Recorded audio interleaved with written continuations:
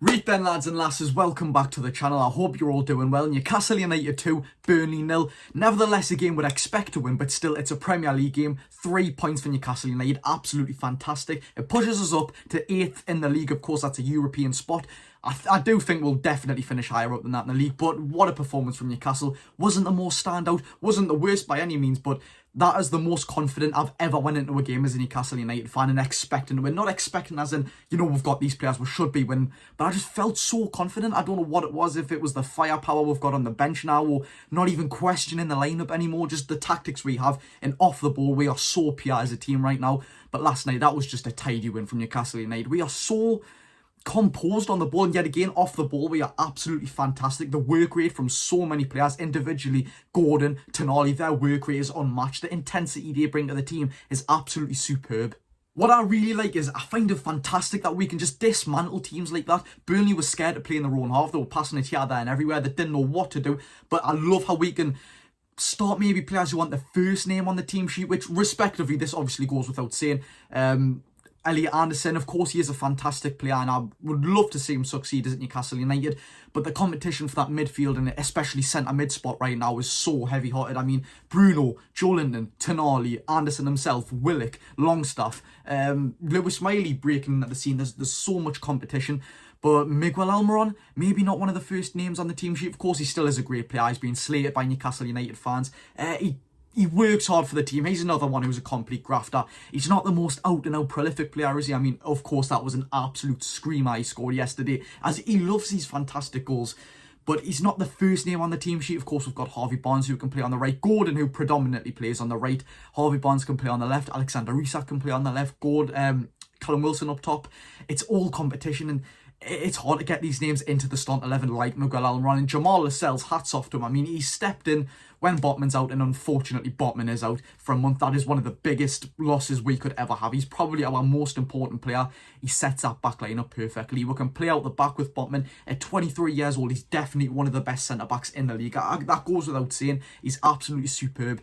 If you genuinely watch football, you'd realise how fantastic he is. But yes, Jamal Lascelles stepped in at right centre-back. It was Shaw played left centre-back. Didn't do too bad as well. Shaw for £3 million has got to be one of the best buys overall in Premier League history. I genuinely think £3 million for him. If you obviously take from 10, 15 years ago their inflation money into account, I mean, of course, players went for... Alan Shearer's 15 million then. Alan Shearer and 15 million in today's market would be unreal. Of course, you've got to inflate them things, but 3 million in today's market, or whenever we bought him a couple of years ago, it's absolutely superb. He gets in every tackle and he makes absolutely every tackle. Yet again, another ball-playing defender.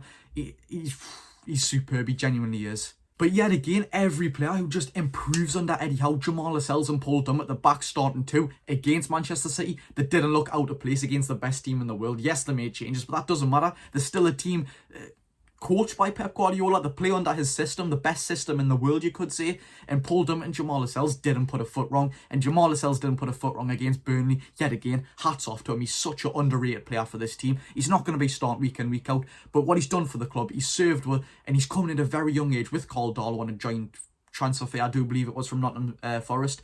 And he was our captain at a very young age. I swear he had like a scrap with Yanmar or something for not working hard enough for the team. I mean, that tells you all you need to know. The man is so passionate about the club. But hopefully the fans who were worrying about Newcastle United's 3 losses out of 3, which yes, it wasn't the most spectacular. Manchester City, 1-0 loss in the treble winner's backyard. I mean, one of the best players in the world, and probably the best player in the world, in Erling Haaland playing. Phil Foden, absolute masterclass.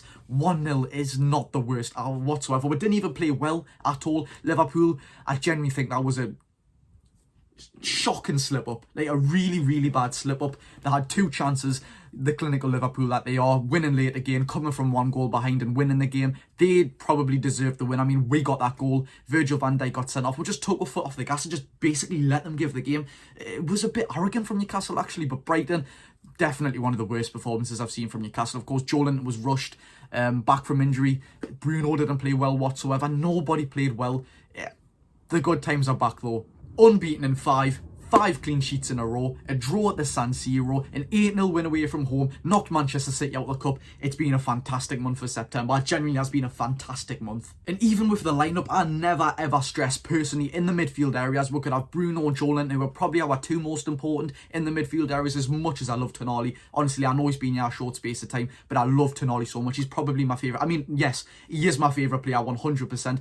I love Italy. I like AC Milan, although they're a bit controversial. The fans, I don't like the ultras. I do not like. It's disgusting what they've done to one of our fans over in Italy, but not even that. It's just the way they go on. There's no need to bring any sort of violence in football. But anyways, away from that, I just love Tonali, the passion, the intensity, the determination that he brings to the team. And of course, he's not even bad prolifically wise either. I mean, he'll get the ball, you win it back, drive it up that right-hand side. I'll always say this. I really do like Tonali. But yet again, Bruno and Joelinton are probably our most important players.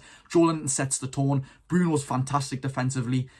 And I wouldn't complain in a start 11 if you started Tonali, if you start Anderson, Willock, Longstaff, and even Miley could break through. I mean, I wouldn't start him in any Premier League games as of yet. Of course, he got his start in Manchester City. Unfortunately, look, he's a young lad. We don't want to slate him. He's going to be a fantastic footballer. And he does shine. He shines for the under-21s. And I really want to see him play some more games. Hopefully in the Cup we'll get a favourable draw in the FA Cup, that is, and he gets to play that. Bit more experience for him playing with the first team players, but he was outclassed against Manchester City, as he should be. On his debut, chucked in the deep end, no matter what opponent it was against. Of course, it was against the best team in the world, but you can't really ask for a 10-10 performance out of him. I mean, he stepped on the pitch, hats off to him. It would have been a fantastic achievement for him. But yet again, I say this every game, and a man who just impressed me yet again, Anthony Gordon. I might as well stop mentioning it because I'll be saying it for every game in the Premier League. We bought this man and he had more yellow cards than goals for Everton in the Premier League. He was a troubled winger and he's come here. Yes, his first 6 months of last season wasn't great whatsoever. He had that little bust up with Eddie away at Brentford.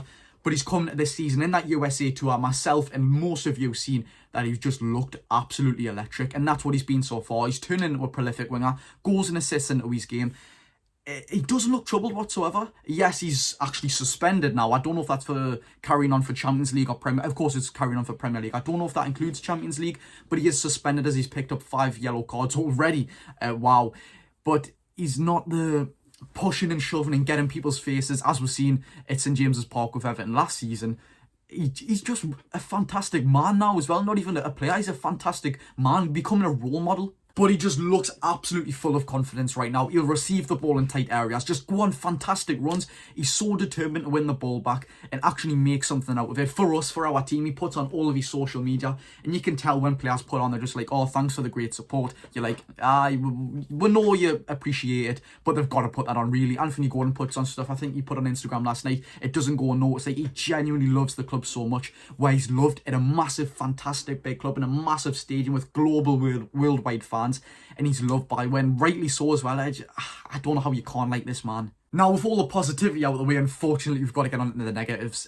Injuries is definitely our downfall. As we're seeing, Joelinton was took off with an injury. I don't know the extent of that, I am sorry. But he got subbed off 4 minutes after getting subbed on. Of course, I don't know if it was a case of being rushed back from injury, and I hope it wasn't, because that was a game we were by none determined to win. Like, we were such a clear win on that game. I really hope that Joelinton wasn't just rushed back in just to get some minutes, because we could have easily played him in the last 5 and kept him for PSG. But also, Barnes is out until 2024, which is a big shame. Willock's still out. Botman is out for a month. That is the pinnacle of the worst in the injuries. I mean, he's definitely our most important player. Out for a month could be absolutely crucial to the next month of our season. Of course, in the Champions League, we're not expecting to come top of the group hour, but still it would be fantastic if we could give it a complete all. With Botman out, it's not going to be the same result with him in, is it? He's a fantastic footballer. But there we're having Newcastle United 2, Burnley 0. I'm reassured that we are a fantastic team. As always, I was never doubting this team. I'd always said, keep a calm head on. We've got a favourable next 6 games, as we do have a favourable 4 next. We've got, who is it? West Ham, Wolves, Crystal Palace and Bournemouth, is it? I do believe it is. Then we've got Arsenal at home after that. But hey ho, I'm really excited. Of course, Champions League in a couple of days. While I am going to that game, you let me know if you want me to do a match day vlog in the comments on YouTube, because I might do it on TikTok. I don't know, but you let me know. If you did enjoy this video, smash the like button. If you haven't already, please do subscribe. Thank you very much for watching. I've been Jody Josh. Go and enjoy your day.